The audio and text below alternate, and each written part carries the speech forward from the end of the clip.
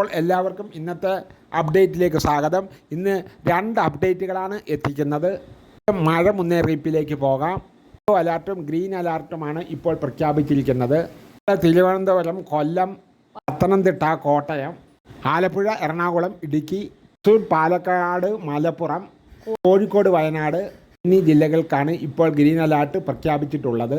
ജില്ലകളിലാണ് ഇപ്പോൾ yellow alert ഉള്ളത്. കണ്ണൂർ, കാസർഗോഡ് എന്നീ ജില്ലകളിലാണ് ഇപ്പോൾ യെല്ലോ അലർട്ട് പ്രഖ്യാപിച്ചിരിക്കുന്നത്. നമുക്ക് അവധിയിലേക്ക് പോകാം. 25-ാം തീയതിയാണ് ഗവൺമെൻറ് സംബന്ധമായി തന്നെ അവധി പ്രഖ്യാപിക്കുന്നത്. പക്ഷേ മുഹറം 26-ാം തീയതിയാണ്. ചിലപ്പോൾ 25-ഉം 26-ഉം അവധി പ്രഖ്യാപിക്കാൻ സാധ്യതയുണ്ട്.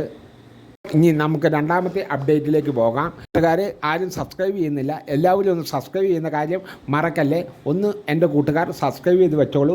എന്നാലേ ഞാനിടുന്ന ഇതുപോലെയുള്ള വീഡിയോകൾ എൻ്റെ കൂട്ടുകാരിലേക്ക് എത്തിച്ചേരുകയുള്ളൂ. എന്നാൽ നമുക്ക് അടുത്ത വാർത്തയിലേക്ക് കിടക്കാം. ഇപ്പോൾ പെൻഷൻ്റെ കാര്യത്തിൽ എല്ലാവരും കാത്തിരുന്നത് പോലെ തന്നെ 24-ാം തീയതി അന്ന് എല്ലാവരുടെയും കൈകളിലേക്ക് എത്തും. 3000 രൂപയാക്കാൻ തീരുമാനമായിട്ടുണ്ട്. ഇപ്പോൾ നിശ്ചയിച്ചിരിക്കുന്ന പോലെ തന്നെ 2000 രൂപ മാത്രമേ അക്കൗണ്ടിലേക്ക് വരികയുള്ളൂ. ഉടൻ തന്നെ 3000 രൂപ ആക്കുന്നതാണ്. ഗവർണർ ബഡ്ജറ്റ് പ്രസംഗത്തിൽ ഇത് പ്രതിപാദിച്ചിരുന്നു. അതിൻ്റെ അടിസ്ഥാനത്തിൽ 3000 രൂപ തന്നെ ഉടൻ തന്നെ എത്താൻ സാധ്യത തന്നെ ഉണ്ട്. ഇപ്പോൾ ഏതായാലും മസ്റ്ററിങ് കാണാൻ സാധ്യതയില്ല. പിണറായി സർക്കാരിൻ്റെ കാലത്താണ് മസ്റ്ററിങ് വന്നത്. അതിൻ്റെ അടിസ്ഥാനത്തിൽ ചിലപ്പോൾ മസ്റ്ററിങ് ഈ UDF സർക്കാർ കൊണ്ടുവരുമോ എന്ന് അറിയില്ല. മഴക്കാലമൊക്കെ കഴിഞ്ഞതിന് ശേഷം ചിലപ്പോൾ മസ്റ്ററിങ് തീരുമാനമായേക്കാം.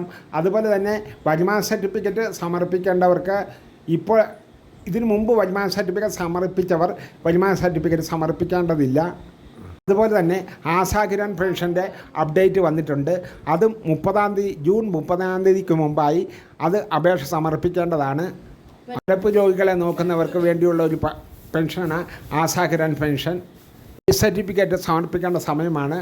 ലൈഫ് സർട്ടിഫിക്കറ്റ് സമർപ്പിക്കാത്തവർ 30-ാം തീയതിക്ക് മുമ്പായി ലൈഫ് സർട്ടിഫിക്കറ്റ് സമർപ്പിക്കുക. അതുകൂടാതെ ഇത് നിന്നുപോയവർക്ക് അതിൻ്റെതായ ആധാർ കാർഡും അങ്ങനെയുള്ള ബന്ധപ്പെട്ട രേഖകളും സമർപ്പിച്ചുകൊണ്ട് അവർക്ക് അത് വീണ്ടും പുതുക്കാനുള്ള അവസരവും ഇപ്പോൾ ഉണ്ട്.